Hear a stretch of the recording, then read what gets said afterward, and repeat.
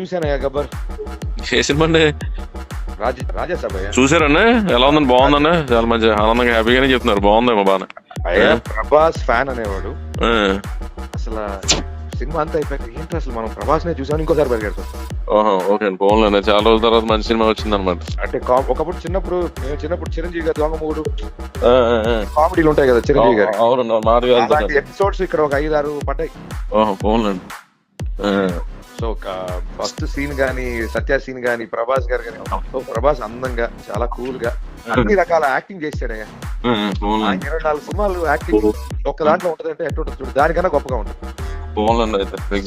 సీన్లు కొత్తగా ఉన్నాయి అసలు. ఆయన భయపడే సీన్స్ గానీ, పరిగెత్తే సీన్స్ గానీ, అసలు వాళ్ళ నాన్నమ్మ అయితే అసలు ఆయన చెప్పినట్టు హీరో, ఆమె ఒక హీరో. సంజయ్ దత్ ఒక హీరో, ఈయన ఒక హీరో. అసలు సెకండ్ హాఫ్ లాస్ట్ 30 మినిట్స్ అదిరిపోతుంది. ఫైట్స్ గానీ, ఎపిసోడ్స్ ఎరగ తీసాడు. అసలు హాస్పిటల్ సీన్ గుర్తు పెట్టుకో. హాస్పిటల్ సీన్ అసలు యాక్టింగ్ పీక్స్. ఓకే, మనం మీరు స్టేజ్ మీద చూసానండి మిమ్మల్ని. అది స్టేజ్ మీద చూసాను. అదే ప్రభాస్ వెనకాల ఉన్నారు కదా. అవునవును. ముందు అవునా కాదా అనుకున్నాను. ఏం లేదండి, ఇప్పుడు సంక్రాంతికి మీరు మనకి అదే ఈ అడవాడు అయిపోద్ది కదండి, కొంచెం ఫ్రీ అవుతారుగా.